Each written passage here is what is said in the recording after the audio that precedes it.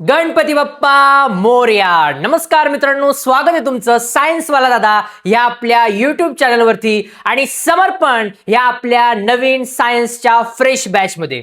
ज्या पद्धतीने तुम्ही सर्वजण एवढ्या छान पद्धतीने अभ्यास करताय ना, खरंच खूप खूप कौतुक तुमचं मनापासून. ऑलमोस्ट जेव्हा जेव्हा आपले लेक्चर्स येत आहेत तेव्हा तेव्हा 100 ते 200 मुलं एक साथ आपले व्हिडिओज बघत असतायत. त्यामुळे तुमचं खरं तर मनपूर्वक धन्यवाद की तुम्ही ज्या पद्धतीने आपल्या सायन्सवाला दादा चॅनलला सपोर्ट करताय आणि त्याचमुळे तुमच्यासाठी नवनवीन चांगल्या गोष्टी कशा घेऊन येता येईल यासाठी मी पुरेपूर प्रयत्न करतोय. तर मित्रांनो, आज आपण बघणार आहोत आपल्या सायन्स 2 चं lecture number 2, life process in living organism. Life process in living organism part 1. याचे टोटल 2 पार्ट आहेत. पार्ट 1 मध्ये आपण ऍक्च्युली आपल्या शरीरात एनर्जी कशी तयार होते वगैरे ह्या गोष्टी बघणार आहोत आणि मग आपण पार्ट 2 ला सुरुवात करणार आहोत. पण मित्रांनो, त्या अगोदर तुम्हाला परत एकदा काळजीपूर्वक एक गोष्ट सांगतोय. बघा, बऱ्याच मुलांचे प्रश्न येत आहेत, दादा नोट्स कुठे भेटणार आहे, दादा प्रिव्हियस इयर क्वेश्चन्स कुठे. तर बघा, जो आपला सेमी मीडियमचा व्हॉट्सअप ग्रुप आहे ना राजा, तो पूर्णपणे फुल होऊन गेलेला आहे आणि आता डबल व्हॉट्सअप ग्रुप हा क्रिएट होणार नाहीये, मी आत्ताच सांगतोय. मग तुम्हाला काय करायचं आहे, टेलिग्राम चॅनल काय करायचं, सिंपली प्ले स्टोअरला जायचं, टेलिग्रामचं ऍप्लिकेशन दिसेल, टेलिग्रामचं ऍप्लिकेशन डाउनलोड करायचं. डाउनलोड केलं की आपल्या सायन्सवाला दादाच्या इंस्टाग्राम बायोवरती तुम्हाला लिंक आहे टेलिग्रामची, तिथे क्लिक करायचं. तुम्ही डायरेक्ट सायन्सवाला दादाच्या ऑफिशियल टेलिग्राम चॅनलवर येऊन जातात. बस तिथून तुम्हाला जॉईन करायचंय. तिथे सुद्धा सेम ज्या गोष्टी व्हॉट्सअपला मिळणार आहे तेच तुम्हाला टेलिग्रामला मिळणार आहे. टेलिग्रामला कितीही मुलं जॉईन झाले तरी हरकत नाहीये. त्यामुळे टेलिग्राम चॅनल आता यापुढे तुमच्या नोट्स मिळतील. बाकीचे जे व्हॉट्सअपला जॉईन आहे त्यांना चांगलंच आहे, तुम्ही अगोदर आपले फॉर्म फिल केले, व्हॉट्सअपला जॉईन झाले, त्यामुळे बेस्ट आहे, तुम्हाला व्हॉट्सअपला चान्स मिळतोय की नोट्सचा ऍक्सेस पुरेपूर तुम्हाला मिळतोय. तर मित्रांनो, आता या व्हिडिओमधून ना बऱ्याच मुलांनी सांगितलंय की दादा व्हिडिओची लेंथ थोडी जास्त ठेवा, एक दीड तास, 2 तासाचे व्हिडिओ ठेवा. बघा, एक प्रॅक्टिकली ॲज अ टीचर म्हणून मला एक गोष्ट मी खूप अनुभव केली मागच्या 4 ते 5 वर्षांमध्ये की मॅक्झिमम 45 मिनिट्स एखादा विद्यार्थी एका जागेवर बसून काळजीपूर्वक अभ्यास करत असतो. त्यानंतर ज्यावेळेस तो अभ्यास करतो ना, हा एकतर त्याचा आपण म्हणतो की इंटरेस्ट नाही राहत त्याला त्या पाहिजे तसा, ज्या पद्धतीने एनर्जी नाही राहत त्याच्यामध्ये, मग तो इकडे तिकडे डिस्ट्रॅक्शन्स होणार आणि बऱ्याच गोष्टी येतात. तर मला त्या गोष्टी नकोय. तुम्ही थोडंसं शिका रे राजा रे, पण ते इतकं बेस्ट शिका ना की ज्यावेळेस आता तुम्हाला कोणी म्हटलं की दादा उद्या बोर्डाचा एक्झाम, पण जे उद्या बोर्डाची एक्झाम घेतो, तरी माझे पोरं म्हटले पाहिजे यस रेडी आम्ही. तर अशा पद्धतीने तरी सुद्धा आपण लेक्चरची लेंथ वाढवण्याचा हळूहळू ट्राय करू. एकदा का जास्तीत जास्त मुलांपर्यंत आपले व्हिडिओ जायला लागले की आपण पूर्ण वीक लेक्चर्स घेणार आहे. सो त्याचं तुम्ही टेन्शन घेऊ नका. जे नवीन विद्यार्थी आहे त्यांना पुन्हा एकदा सांगतो, सायन्सवाला दादा ह्या आपल्या युट्यूब चॅनलवर आपण घेत असतो सायन्स 1, सायन्स 2 सेमी मीडियमसाठी, विज्ञान 1, विज्ञान 2 हे मराठी मीडियमच्या विद्यार्थ्यांसाठी. आपलं मंगळवार, गुरुवार आणि शनिवार या दिवशी लेक्चर्स असतात आणि आज आपण सुरुवात करतोय आपल्या सायन्स 2 चा chapter number 2, life process in living organism part 1. Important आहे पुरांनो, ऑलमोस्ट 6 to 7 मार्क्सचं वेटेज आहे, त्यामुळे हा चॅप्टर खूप इम्पॉर्टंट असणार आहे. बघूया, आता सुरुवात करूया आपल्या ह्या चॅप्टरला. तर लाईफ प्रोसेस इन लिव्हिंग ऑर्गॅनिझमचा जो पार्ट 1 आहे याच्यामध्ये आपल्याला बघायचं काय, बेसिक पासून सुरुवात करूया. बघा, आपला जो चोमू बाबा आहे, चोमेश बाबा सगळ्यांना माहिती आहे ना, विसरले तर नाही तुम्ही, तर तुम्हाला आठवण करून देतो. हे आपला चोमेश बाबा माहिती आहे तुम्हाला, ग्रॅव्हिटेशन चॅप्टर मध्ये बरेच एक्झाम्पल झाले आपले. चला कमेंट मध्ये लिहा चोमेश बाबा, चोमेश बाबा, चलो चलो चलो. हा, तर आपला हा जो चोमेश बाबा आहे पुराणो, म्हणजे आपण जे आहे सगळेजण डेली बेसिसवर आपण खूप साऱ्या ऍक्टिव्हिटी करत असतो. मला सांगा, आता मी तुमच्याशी बोलतोय राजा, मग बोलताना काय लागते रे, एनर्जी. तुम्ही अभ्यास करताय, काय लागते, एनर्जी. तुम्ही कमेंट करताय, काय लागते, एनर्जी. तुम्ही नोट्स डाउनलोडचं बटनवर क्लिक करताय, काय लागते, एनर्जी. या प्रत्येक गोष्टीला एनर्जी लागते. एनर्जी म्हणजे प्रोटीन सिंथेसिस, जे माझे पोरांनी हेरिडिटी अँड इव्हॉल्युशन मध्ये बेसिक लेक्चर नंबर 1 मध्ये शिकलेत. पण आता एक डीप मध्ये जाऊया. एकदम अशा गोष्टी मी तुम्हाला सांगेल पोरांनो की तुम्ही इतक्या लेवलला चांगले शिकणार ना की पुढच्या वर्षी तुम्ही कदाचित एक चांगला शिक्षक होऊ शकता तुमच्यातला, असं काहीतरी असणार आहे. चलो, मग आपण ज्या डेली बेसिसवर ऍक्टिव्हिटी करतो त्या कुठल्या कुठल्या ऍक्टिव्हिटी राजा रे ते आपण बघूया. Digestive system. आता जो खाता है वो जाता है, जो खाता है वो जाता है. मग जाण्यासाठी पण काय पाहिजे? एनर्जी. एखादी प्रोसेस ज्यावेळेस आपण करतो काय लागते आपल्याला? एनर्जी लागते का नाही? मग डायजेशन करण्यासाठी मग काय पाहिजे? एनर्जी पाहिजे आहे. त्यानंतर रेस्पिरेटरी सिस्टीम, आपण श्वास घेतो, हे घेण्यासाठी पण काय पाहिजे? एनर्जी. नाहीतर आपण ज्यावेळेस अरे बेटा असं म्हातारे ज्यावेळेस होऊन जाऊ पोरांनो, एक अखेरचा श्वास घेऊन टाकतो, एनर्जीच नाही राहत ना आपल्या शरीरामध्ये. मग हे रेस्पिरेशन, श्वास घेण्यासाठी पण काय लागते? एनर्जी. सर्क्युलेटरी. आपलं जे ब्लड आहे पूर्ण बॉडीमध्ये ट्रॅव्हल करत असतं, डोक्याच्या केसापासून पायाच्या नखापर्यंत पूर्णपणे आपल्या बॉडीमध्ये काय ट्रॅव्हल करतं? ब्लड ट्रॅव्हल करतं. मग हे जे ब्लड ट्रॅव्हल करतंय याच्यासाठी पण काय पाहिजे? चला कमेंट करा पटकन, काय पाहिजे? पटापट. Circulatory motion. बॉडीमध्ये जे ब्लड ट्रॅव्हल होतो, काय पाहिजे राजा? व्हेरी गुड, एनर्जी पाहिजे. काय पाहिजे रे पोरांनो? एनर्जी पाहिजे आहे. परत एकदा एक्सक्रिटरी सिस्टीम. काय पाहिजे? एनर्जी पाहिजे की नाही आपल्याला? पोटात जाणं आपण जाता है उसके लिए, डायजेशन, पचने, एक्सक्रिटरी, जाणे, काय पाहिजे? एनर्जी पाहिजे. Control system. पूर्ण बॉडीला कंट्रोल मध्ये ठेवण्यासाठी जी सिस्टीम आपली कंट्रोल सिस्टीम आहे, हिच्यासाठी पण काय पाहिजे? एनर्जी पाहिजे. सगळ्यात महत्वाची गोष्ट जी याच्यात मेन्शन नाही केलेली पण ती आपल्याला पुढच्या चॅप्टर मध्ये शिकायची आहे, रिप्रोडक्शन. काय? रिप्रोडक्शन. काय पाहिजे? एनर्जी पाहिजे. मग दादा एवढा एनर्जीच्या गोष्टी करतोय, मग ही एनर्जी तयार तरी कशी होते?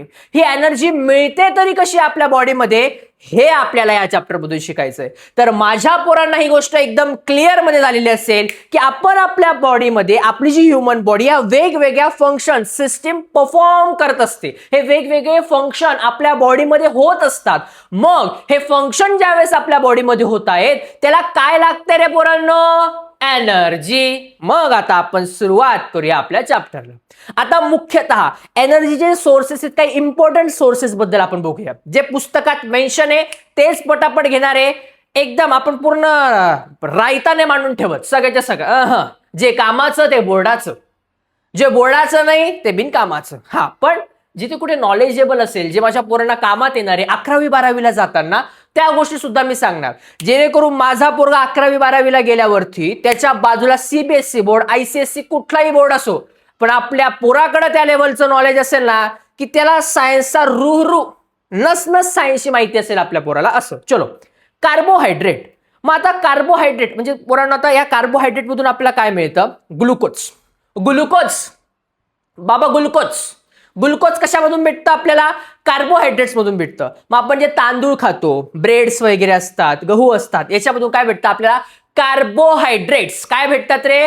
कार्बोहायड्रेट्स. काय भेटतात रे?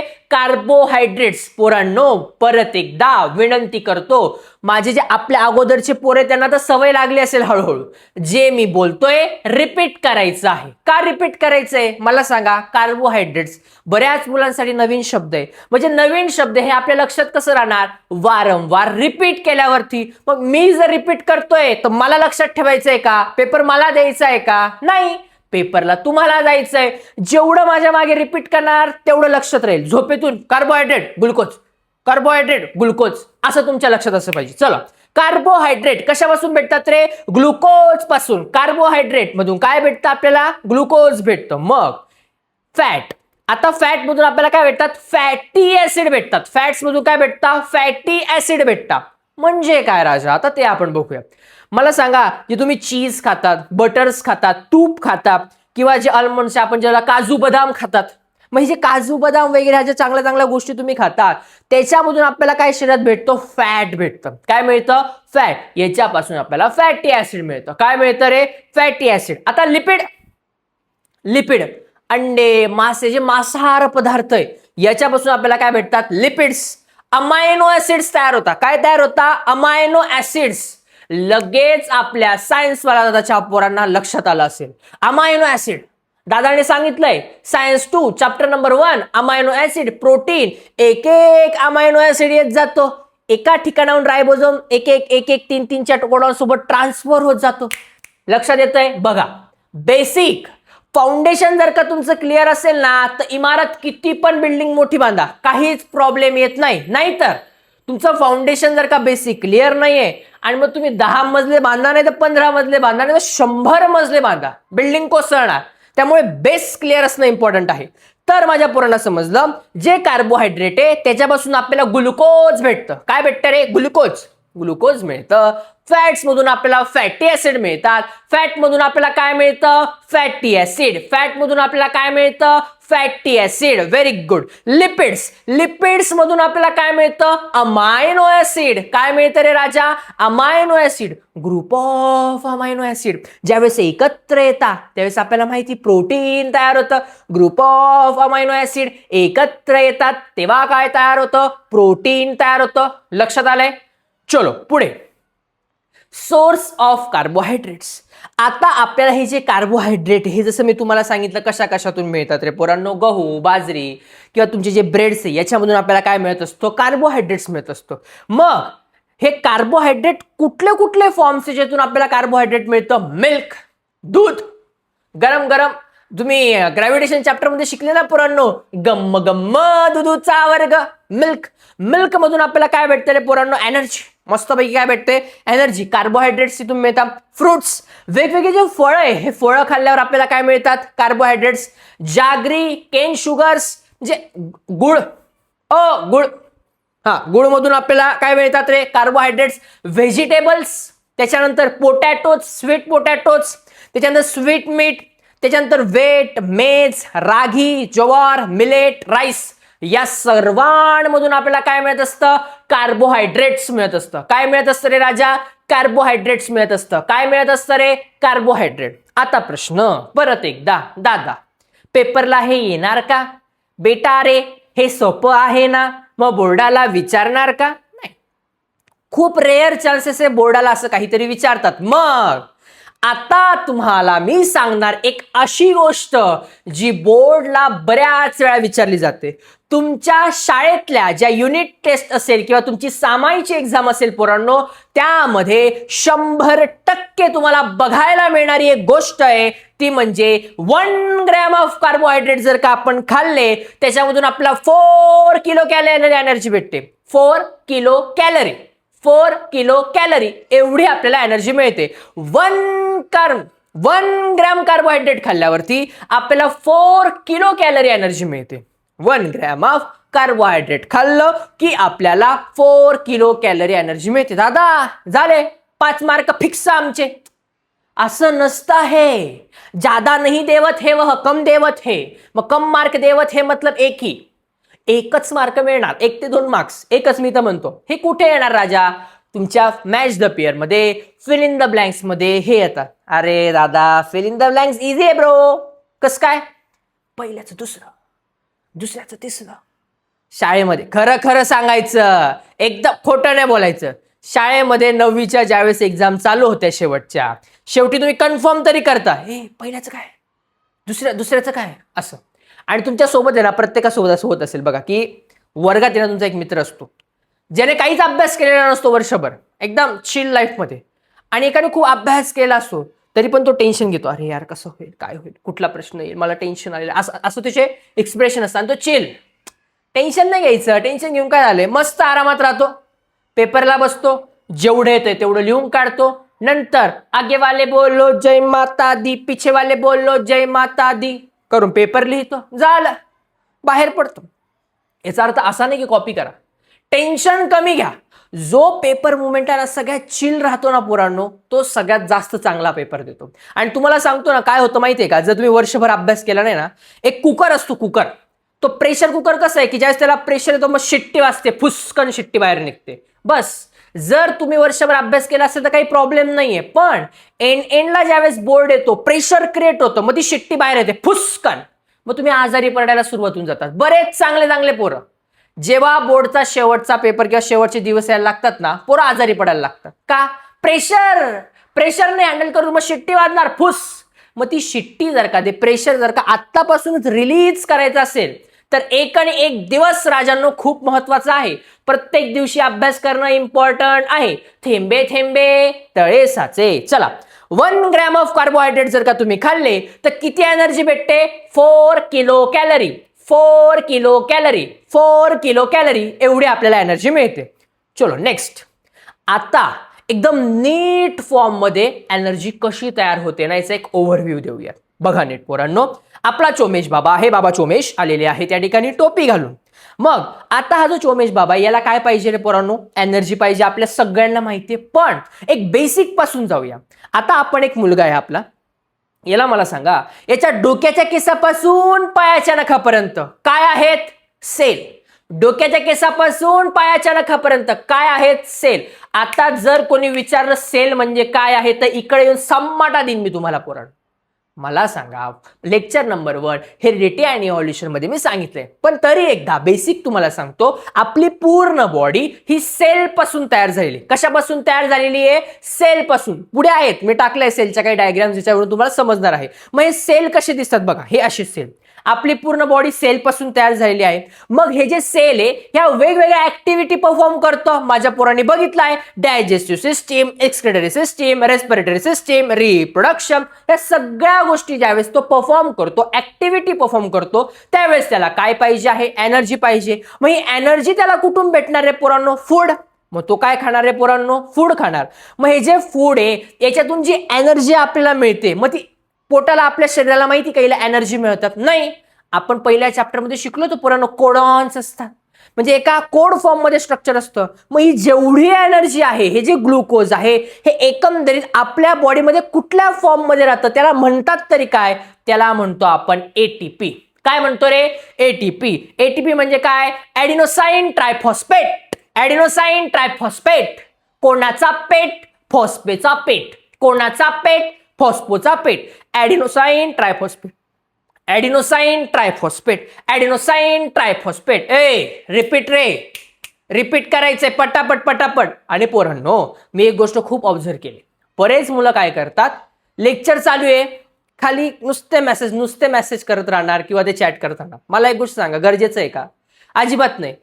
काही पण तुम्ही गोष्टी करत राहता तिथे नाही. मी तुम्हाला रिपीट करायला लावतोय ना, रिपीट करा. हा, त्यावेळेस तुम्हाला काही चॅट करायची तर तुम्ही पिन करा, तिथे चॅट करा. उगाच काही पण. काय होतं याच्याने? बघा, तुम्ही ते बघताय त्या लेक्चर्सला व्हॅल्यू नाही राहत पोरांनो. तुम्हाला समजणं खूप इम्पॉर्टंट आहे.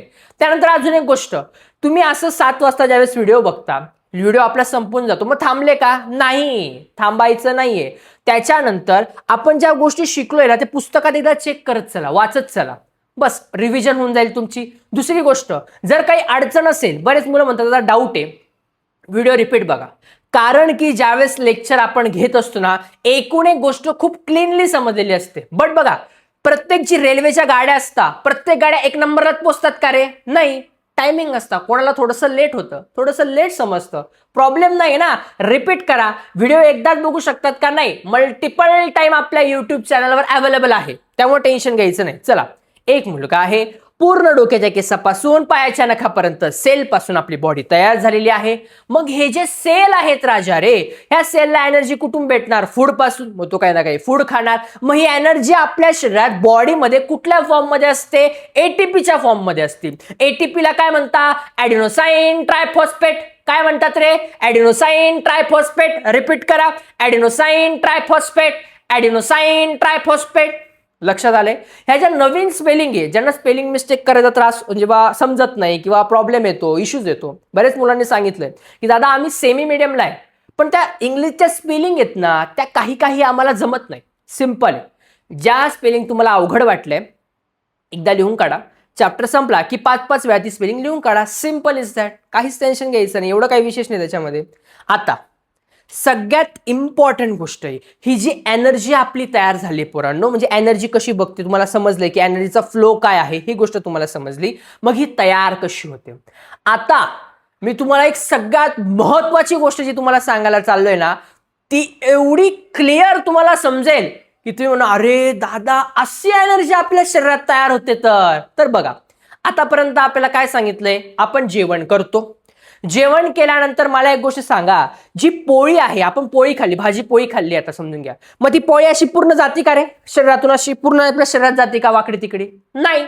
मग ही जी पोळी आहे, जे काय आपण अन्न खातो त्याचं ब्रेकडाऊन होतं की नाही शरीरामध्ये, बारीक बारीक तुकडे होता, ग्लुकोज फॉर्म मध्ये होता, एटीपी मध्ये स्टोअर होतात, मग ते आपल्या पूर्ण बॉडीमध्ये ट्रॅव्हल करत असतात.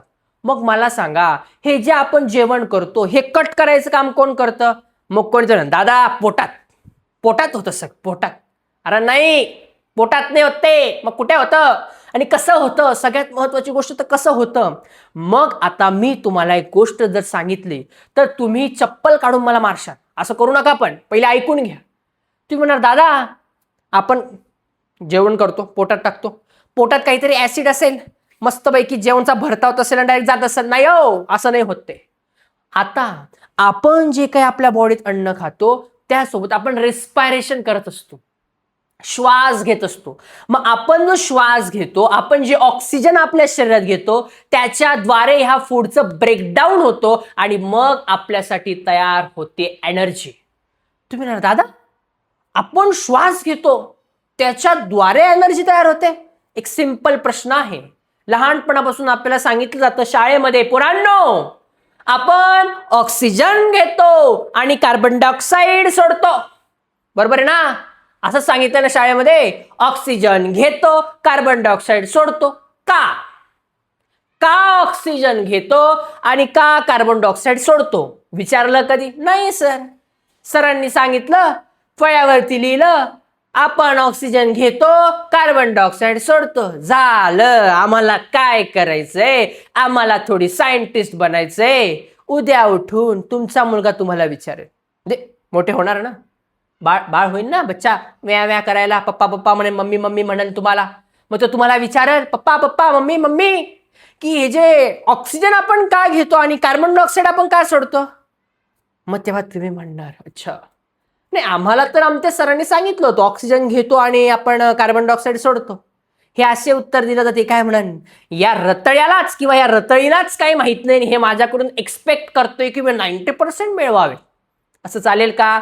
नाही. मग आपल्या पोरांना आज मी सांगणार आहे की आपण रेस्पायरेशन करूनच, म्हणजे जे काय आपण ऑक्सिजन घेतो त्याच्यातून काय कसं ब्रेकडाऊन होतं, कशी एनर्जी तयार होते. त्याच्या पहिले आपली जी लिव्हिंग ऑर्गॅनिझम आहे त्याच्यात एनर्जी प्रोडक्शन कसं होतं ते आपण बघूया. एक बॉडी स्ट्रक्चर आहे, याच्यातले काही बॉडी पार्ट्सचे काही नावं आहेत, ते कधीतरी पेपरला विचारले जाण्याची शक्यता आहे, त्यामुळे हे पार्ट्सचे नावं लक्षात ठेवणं इम्पॉर्टंट आहे. चलो, नेसल कॅव्हिटी, नाक. ह्या नाकाच्या मध्ये नॅसल कॅव्हिटी, जिथे आपण म्हणतो ना आपल्याला ज्या सर्दी होते, आपला शेंबूड जो अटकतो, शी, हा तिथे शी नाही, शेंबूड हा वेगळा येतो. हा, नॅसल कॅव्हिटी जिथे अटकते ती नोस आपलं. त्यानंतर oral cavity sorry oral cavity, तोंडाचा जो भाग आहे आपला, याला काय म्हणतो आपण? ओरल कॅव्हिटी म्हणतो. त्यानंतर लेरिंग्स, आपला जो बॉक्स होतो, व्हॉइस बॉक्स इथं लेरिंग्स, हा मुलांमध्ये थोडा मोठा असतो, मुलींमध्ये छोटा असतो. म्हणून तुम्ही बघितलं असेल एक सर्टन 12 ते 13व्या वर्षी आपल्या हार्मोनल चेंजेस होतात, आपल्या आवाजामध्ये बदल होतात. मग ज्यावेळेस बदल होतात ते लॅरिंग्स म्हणजे आवाजात बदल होतो. तुम्ही बघा आता जसं की नमस्कार मित्रांनो, वेगळा आवाज, अरे नमस्कार मित्रांनो, नमस्कार मित्रांनो, आवाज लॅरिंग्स. Voice box. हा, मग हे जे व्हॉइस बॉक्स आहेत ना राजा, हे व्हॉइस बॉक्स आपला लॅरिंग्स. त्याच्या मागच्या साईडला येतो तुमचा फेरिंग्स. काय येतो रे? फेरिंग्स येतो आपल्या मागच्या साईडला. मग हा फेरिंग्स म्हणजे काय माहिती का तुम्हाला? एक गोष्ट माहिती आहे, आपला जर नोस म्हणजे जी एअर आपल्या शरीरात गळ्याद्वारे इथं पुढे जाते, एअर जाते, आणि लेरिंग्स आपला व्हॉइस बॉक्स आहे, यांच्यामधली जी रिकामी जागा आहे ना तिला आपण म्हणतो फेरिंग्स. फार समजून घ्यायचं नाही, नावं लक्षात ठेवावं लागतील. इकडे तुमची एक येणार तुमची राईट लंग, एक येणार तुमचा लेफ्ट लंग. राईट लंग आणि लेफ्ट लंग येणार. त्यानंतर एक येते डायग्राम.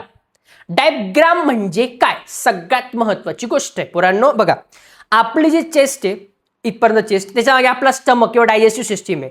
ही चेस्ट डायजेस्टिव्ह सिस्टीम म्हणजे स्टमकचा जो भाग आहे आणि आपली चेस्ट आहे, यांना सेपरेट करणारे जो मध्ये मसल्स आहे तो आहे डायग्राम. हे डायग्राम काय करतं माहिती का? ज्यावेळेस आपण श्वास घेतो तर शरीराला फुलवण्याचं काम, म्हणजे आपण म्हणतो पंपिंग करायचं काम कोण करतो? डायग्राम करतो. आणि त्यानंतर सगळ्यात महत्वाचा येतो तुमचा अल्व्हिओलाय. ओलाय रे ओलाय, अल्व्हिओलाय, ओलाय रे ओलाय, अल्व्हिओलाय, ओलाय रे ओलाय, अल्व्हिओलाय. आता ही गोष्ट विचारली नाही जात, पण माझ्या पोरांना माहिती पाहिजे अल्व्हिओलाय म्हणजे काय आहेत पोरांनो. तर त्याच्यासाठी आपण एक एक्झाम्पल घेऊया. मग एक्झाम्पल देण्यासाठी आपण गौतम दादाला बोलूया. गौतम दादा, एक्झाम्पल द्यायचं आपल्याला, चला.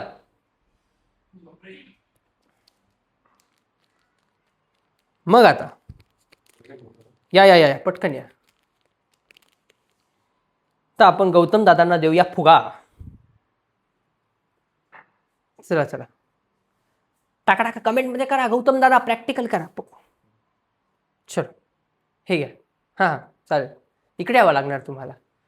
ते बिचारी इथं मन लावून ऐकत होते आपलं लेक्चर, कारण त्यांना एडिट करायचं असतं ना पुराणो मध्ये, टाइमलाईन लिहावं लागते की कुठे काय बोललेलं आहे काय नाही वगैरे. त्याच्यामुळे चला हा फुगा तुम्हाला आता हळूहळू फुगवायचा आहे. ओके हां बस. हां तू तोंडातच राहू द्यायचा फुगा. हां आता पुराणो बघा, हा फुगा म्हणजे काय माहिती का, आपला अल्व्हिओल आहे.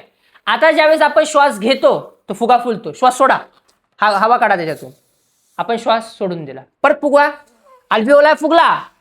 आता परत सोडा, फुगवा, अल्व्हिओल म्हणजे ऑक्सिजन घेतला, सोडा, ऑक्सिजन सुटला. हा जो फुगा आहे हा म्हणजे आहे आपला अल्व्हिओल. थँक्यू. हा फुगा म्हणजे कोण आहे, आपला अल्व्हिओलाय. ओलाय रे ओलाय, अल्वीचा ओलाय. फुगा म्हणजे कोण आहे पोरांनो, अल्व्हिओलाय. समजलाय? बर चल, हे का समजवलं पोरांनो राजा तुम्हाला? बघा बघा, हे तुम्हाला समजणार नाही का, असं काही नाहीये. बट कसं असतं ना, कधी कधी मला असं वाटतं की बऱ्याच मुलांना ना ह्या गोष्टी ऍक्च्युली त्यांच्या स्कूल एका लाईफमध्ये किंवा पहिले अगोदर शिकवल्या गेल्या पाहिजे होत्या, पण बऱ्याच जणांना माहित नसतं. आता अल्व्हिओलाय मी सांगितलं, छातीचा वाघ आहे, फुगतो नामकं होतं, लक्षात नाही. फुगा गौतम दादा प्रॅक्टिकल अल्व्हिओलाय लक्षात राहील आता तुम्हाला स्पेलिंग सहित. अल्व्हिओलाय, ओलाय रे ओलाय, अल्वीचा ओलाय. यानंतर आता ही जी बॉडीमध्ये आपण रेस्पायरेशन करतो ना, हे रेस्पायरेशन दोन प्रकारचं असतं. किती प्रकारचं रेस्पायरेशन असतं? दोन प्रकारचं. मग कुठल्या कुठल्या प्रकारचं रेस्पायरेशन असतं दादा? 100% मोस्ट IMP तुमच्या शाळेतल्या एक्झाम साठीचा प्रश्न असणार आहे हा. Body level respiration. कुठलं रेस्पायरेशन रे? Body level respiration. याच्यात काय होतं, आता बॉडी म्हणजे एक्सटर्नल रेस्पायरेशन होतंय. मला सांगा एक्सटर्नली, हे माझं नाक आहे, मी काय घेतोय, म्हणजे श्वास कोणता घेतोय, वास, श्वास कोणता घेतोय, म्हणजे आपण एअर घेतो, पण एअर मधून फिल्टर आउट काय होतं, ऑक्सिजन. ऑक्सिजन घेतो, कार्बन डायऑक्साइड सोडतो. मग exchange of oxygen and carbon dioxide between कोणामध्ये, बॉडी आणि सराउंडिंग, हे झालं तुमचं काय रे, body level respiration. Body level respiration करत असताना आपण एक्सचेंज करतो. काय एक्सचेंज? ऑक्सिजन घेतो, कार्बन डायऑक्साइड सोडतो. सिंपल. इन्व्हॉल्व याच्यामध्ये काय काय इन्व्हॉल्व आहे? नसल कॅव्हिटी, त्याच्यानंतर तुमचा ट्रकिया आणि तुमचे लंग्स हे इन्व्हॉल्व असतात. ऑक्सिजन इनहेल घेतो, कार्बन डायऑक्साइड एक्सहेल म्हणजे सोडतो. इनहेल घेतो, एक्सहेल सोडतो. हे झालं तुमचं बॉडी लेवल रेस्पायरेशन. काय झालं रे राजा? बॉडी लेवल रेस्पायरेशन झालं. पुढे सेल्युलर रेस्पायरेशन.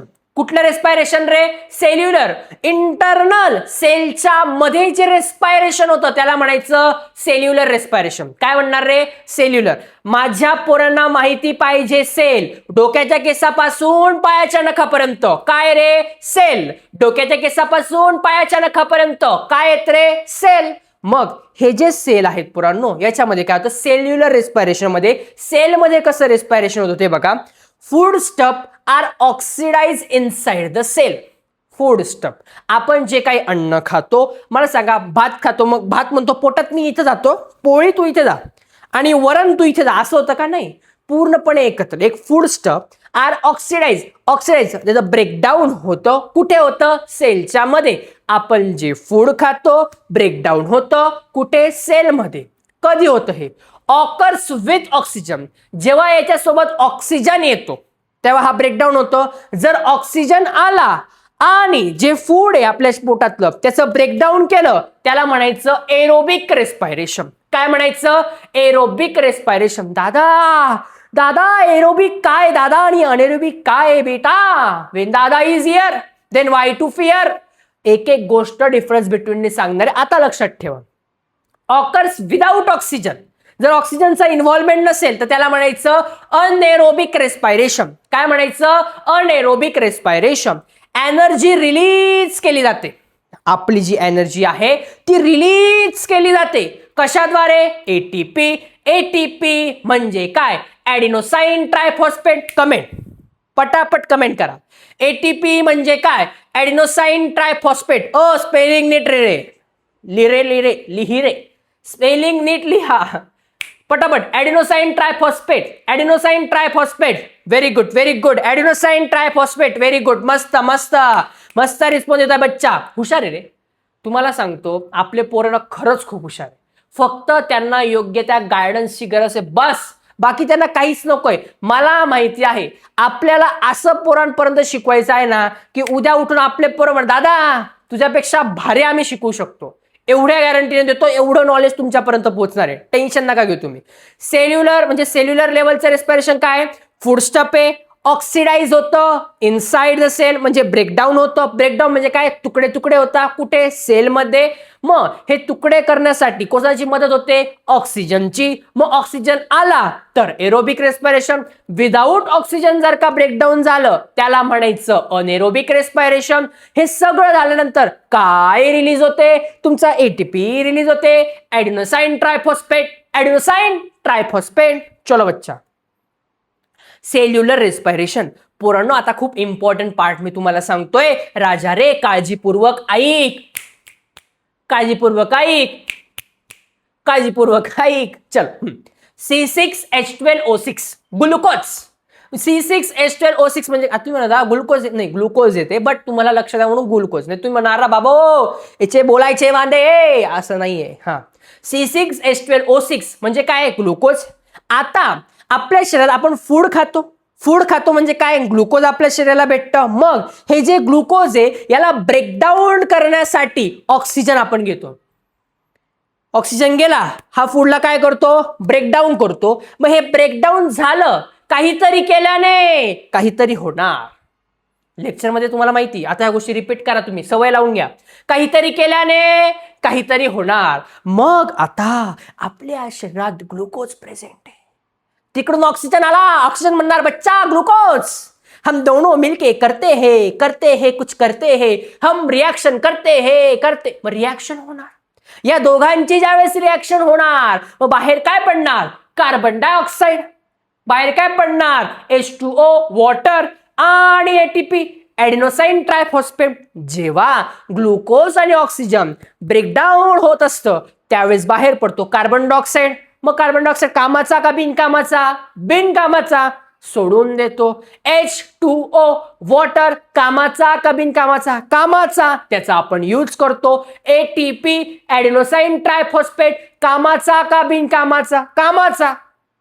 एनर्जी आपल्या बॉडीमध्ये असते. मग ह्या एटीपीचे टोटल 38 मॉलिक्यूल असतात. किती एटीपीचे मॉलिक्यूल असतात? 38 मॉलिक्यूल असतात. एटीपीचे किती मॉलिक्यूल असतात? 38 मॉलिक्यूल असतात. एटीपीचे किती मॉलिक्यूल असतात? 38 मॉलिक्यूल असतात. दादा 3 ते 4 वेळा रिपीट केले दादा येणार का? 100.3.4%. Fill in the blanks. जोड्या लावांमध्ये. शाळेच्या एक्झामला तर मोस्ट टाइम आहे. बोर्डला सोसो. बोर्डचं तर हळूहळू बघावं लागेल ना आपल्याला. जसे जसे आपल्याला क्वेश्चन्स पेपर येत जातील, प्रिव्हियस इयर क्वेश्चन ज्यावेळेस आपण सगळे घेणार आहेत सो त्यावेळेस तुम्हाला समजणार आहे. चलो, सेल्युलर लेव्हल रेस्पिरेशन कळालंय पोरांनो तुम्हाला? काय आहे नक्की? आता सगळ्यात महत्वाची गोष्ट आहे एरोबिक रेस्पिरेशन, अनएरोबिक रेस्पिरेशन. दोन प्रकारचे, दोन टाइप्स आहे. Aerobic respiration, anaerobic respiration. बोला रे बोला पोरांनो. Aerobic respiration, anaerobic respiration. रेस्पिरेशनचे दोन टाइप्स आहे, एरोबिक, अनएरोबिक. Aerobic, anaerobic. मग एरोबिक मध्ये माझ्या राजा रे प्रेझेन्स ऑफ O2. जेव्हा ऑक्सिजन प्रेझेन्स असतं तेव्हा कुठलं रेस्पिरेशन होतं? Aerobic respiration. ॲब्सेन्स असतं तेव्हा anaerobic respiration. All higher plant and animal. मला सांगा एरोबिक रेस्पिरेशन कोण करत असेल? ऑक्सिजन कोण घेतं? Plants, animals. आता ॲनिमल्स म्हणजे म्हणत दादा ह्युमन बिंग का नाही आलेले? आता ते ॲनिमल्स मध्ये आपण पण त्याच्यात इन्व्हॉल्व्ह होऊन जातो म्हणून. All higher plants and animals यांच्यामध्ये एरोबिक रेस्पिरेशन होतं. कुठलं रेस्पिरेशन होतं राजा रे? एरोबिक रेस्पिरेशन होतं.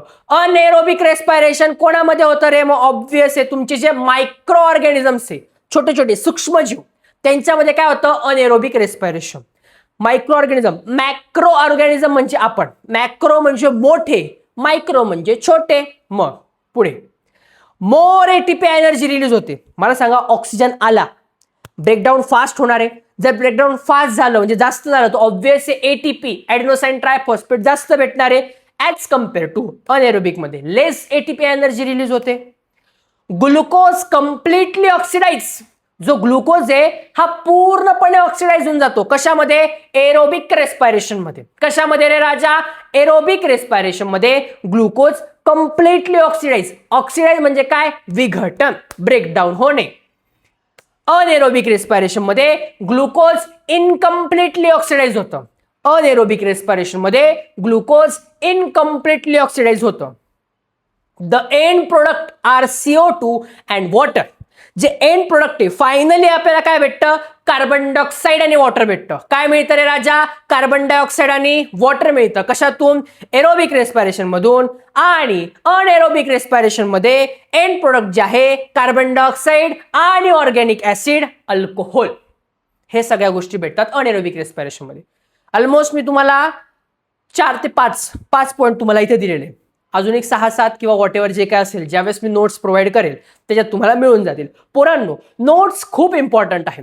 आता मी तुम्हाला एक सराउंडिंग एक गोष्ट पण सांगून देतो की आपण नोट्समधून अभ्यास तरी कसा करायचा आहे याचं बेसिक एक स्ट्रक्चर तुम्हाला सांगतो. बघा, लेक्चर झालंय आपलं. लेक्चर कंप्लीट झालं की तुम्हाला काय करायचंय? परत एकदा ज्यावेळेस तुम्ही रिव्हिजन करणार आहे त्यावेळेस एकदा नोट्स आपल्या जे लेक्चर रिपीट बघून घ्यायचं. एक दिवस गेला, एक दिवसामध्ये तुम्ही दुसऱ्या विषयांचा पण अभ्यास आहे. सायन्स एकमेव सब्जेक्ट आहे का आपल्याला? नाही. सायन्स 1 सायन्स 2 दोघी मिळून ऑलमोस्ट 80 मार्क्सचा तुमचा पेपर आहे. 20 मार्क्सची ओरल आहे.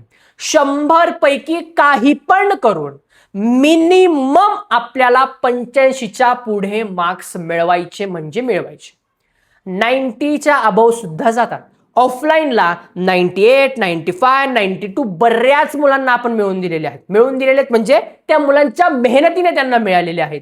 बघा, जर तुम्हाला एक गोष्ट माहिती असेल ना की इकडून जर स्ट्रेट सरळ गेले तुम्ही तुमच्या घराच्या साईडने सरळ गेले, ते सरळ गेल्यावरती ना एक मोठं झाड आहे आणि त्या झाडाच्या खाली जर का तुम्ही खूप मोठ्या प्रमाणात खाणकाम केलं की तिथे तुम्हाला आहे ना कोट्यावधींचा पैसा मिळणार आहे असं जर तुम्हाला सांगितलं, तुम्ही जाणार का नाही जाणार? पैसा आहे, माहिती आहे, कसं जायचंय ते पण माहिती, तुम्ही जाणार. सेम लॉजिक इकडे पण आहे. मी तुम्हाला सांगणार पुरांनो, बोर्डला अशा पद्धतीने पेपरला क्वेश्चन विचारता, पण अभ्यास कोणाला करायचा? तुम्हाला. रेग्युलर तुम्हाला लेक्चर्स अटेंड करायचे आहेत, प्रिव्हियस इयर क्वेश्चन सॉल्व्ह करायचे आहेत, या सगळ्या गोष्टी. बरं, असो. आता इकडे बघा, लेक्चर्स आलं, 1 डेचा आफ्टर तुम्हाला ब्रेक आहे, त्यामध्ये तुम्ही दुसऱ्या विषयांचा पण अभ्यास करू शकता. त्यानंतर सॅटर्डेला तुम्हाला नोट्स मिळून जातात. सॅटर्डे संडेला बऱ्याच मुलांना सुट्टी असते, तुम्ही क्लास लावले असतील तर क्लाससाठी पण आणि बऱ्याच गोष्टींसाठी पण. ह्या दिवशी पोरांनो तुम्हाला काय करायचंय? सॅटर्डेला पूर्ण रिव्हिजन करायची आठवड्याभर त्या चॅप्टरची. डन आहे? ओके. मग संडेला येताना लगेच मी तुम्हाला प्रिव्हियस इयरचे क्वेश्चन्स टाकून देतो. मग हे प्रिव्हियस इयर क्वेश्चन्स तुम्हाला सॉल्व्ह करायचे आहे नेक्स्ट वीक पर्यंत. ते तुम्ही नोटबुकमध्ये सॉल्व्ह करू शकता. मग या नेक्स्ट वीकमध्ये तुम्हाला जो 1 वीकचा पूर्ण गॅप भेटतो, मॅथ्स करा, हिस्ट्री आहे, भूगोल आहे, कितीतरी सब्जेक्ट आहे त्यांचा पण अभ्यास करा. हो, रेग्युलर लेक्चर्स ना राजा होणार ना? होणार. रेग्युलर लेक्चर सुद्धा होणार. मला सांगा, 3 ते 4 महिन्यात तुमचं पोर्शन कव्हर करून टाकू अशी इच्छा आहे का तुमची? तुम्हाला बऱ्याच मुलांना काय वाटतं माहिती का की आम्ही 3-4 महिन्यात पोर्शन कव्हर करून टाकू, दादा तू करून टाक आमच्याकडून, बस नंतर आम्ही मोकळे. अजिबात नाही. सगळ्यात बॅड स्ट्रॅटेजी ही की सगळे लेक्चर आताच कंप्लीट करून घेणं. अजिबात नाही. थेंबे थेंबे, स्टेप बाय स्टेप जाऊयात. तुमचं पोर्शन पूर्णपणे तुमच्या एक्झामच्या अगोदर क्लिअर झालेला असेल, 1 शॉट रिव्हिजन झालेले असतील. तुमच्याकडून जर का खूप चांगला रिस्पॉन्स असेल, जो आतापर्यंत आपले सेमी मिडियमचे पोरं देताच आहेत, पण अजून चांगला रिस्पॉन्स जर का तुमचा भेटला तर दिवाळीमध्ये एक छान गोष्ट तुमच्यासाठी आणणार आहे, जेणेकरून तुम्हाला टेस्ट सिरीजचा जो प्रश्न आहे तो कायमस्वरूपी मिटेल. आणि टेस्ट सिरीज असं नॉर्मल नाही आहे पोरांनो, प्रॉपर बोर्ड लेवलच्या पॅटर्ननुसार, बोर्ड लेवलच्या पेपरनुसार. मी सांगतो मिनिमम 70 ते 80% पेपर ॲज इट इज त्या बोर्ड क्वेश्चन पेपरमध्ये राहणार आहे. अशा प्रश्नांची टेस्ट सिरीज जर तुमच्याकडून करून घेतली तर. पण यासाठी तुम्हाला काय करायचंय? पैसे द्यायचे? अजिबात नाही. यासाठी तुम्हाला काय करायचंय? तर मोठ्या मोठ्या फीज भरायच्या आहेत का? नाही. मग आपल्या सायन्स वाला चॅनलला सबस्क्राईब करा, मुलांना शेअर करा, छोट्या छोट्या गोष्टी करायच्या आहेत तुम्हाला, बस. असो, चला. सो अभ्यास कसा करायचा हे तुम्हाला समजलंय पोरांनो. बऱ्याच गोष्टी तुम्हाला सांगितलेल्या आहेत. नोट्स ह्या कधी येतात? शनिवारी आपलं लेक्चर कंप्लीट झालं की नोट्स तुमच्यापर्यंत येऊन जातात. मंगळवार, गुरुवार, शनिवार या 3 दिवसांमध्ये आपल्या नोट्स ह्या तुम्हाला मिळून जाणार आहे. सो टेन्शन घ्यायचं कारण नाहीये. आता जे आपलं गुरुवारचं लेक्चर असणार आहे ना, ते खूप इंटरेस्टिंग असणार आहे आणि ह्या गुरुवारच्या लेक्चर पासून आता हळूहळू कसं आहे आपली एक बॉन्डिंग होत चालली पोरांनो. म्हणजे मी तुम्हाला थोडा अननोन होतो, आता तुम्हाला माहिती आहे दादा, सायन्सवाला दादा, आपल्या सगळ्या गोष्टी आता ओळख व्हायला लागली हळूहळू. तर गुरुवारी ना मी तुम्हाला एक छान गोष्ट सांगणार आहे. एकदा पहिले आपण लेक्चर आपलं कव्हर करून घेऊ आणि लेक्चर झालं का मग असं छान गोष्ट सांगतो. म्हणजे की अशाने काय होईल माहिती का, तुम्हाला इंटरेस्ट पण राहत जाईल आणि नवनवीन चांगल्या चांगल्या गोष्टी तुमच्या कानावर पडतील. पण तुम्हाला प्रॉमिस करायचंय, गोष्ट झाली की ती गोष्ट तुम्हाला तुमच्या घरी सांगायची आहे 100%. का माहितीये का, माझं मेन गोल हे नाहीये की तुम्ही हा अभ्यास करा तुम्हाला चांगले मार्क्स मिळवा. तुमचं कम्युनिकेशन बिल्ड होणं, एक व्यक्ती म्हणून तुम्ही खूप छान होणं. माझ्या या ज्या काही आपल्या अर्धा तास, 1 तास, 30 मिनिटं, 20 मिनिटं, 15 मिनिटं जे काही लेक्चर आहे, ह्या लेक्चर सोबतच तुम्ही एक चांगलं बोलायचं कसं, तुम्ही एक व्यक्ती म्हणून किती चांगले होता हे सगळ्यात जास्त इम्पॉर्टंट आहे. तर असो हे होतं आपलं पहिलं लेक्चर आपल्या सायन्स 2 चा chapter number 2 life process in living ऑर्गॅनिझमचा पार्ट 1. भेटूयात लवकरच आपल्या या नवीन बॅच मध्ये ज्याचं नाव आहे समर्पण. समर्पण म्हणजे तुमचा एक फोकस ठेवा, तुम्हाला त्या पद्धतीने डेडिकेशनने अभ्यास करा, तुमचं अचिव्हमेंट झाल्याशिवाय राहणार नाही, हे 100% वाद आहे. When Dada is here, then why to fear? भेटूयात पुढच्या लेक्चरला. Thank you so much.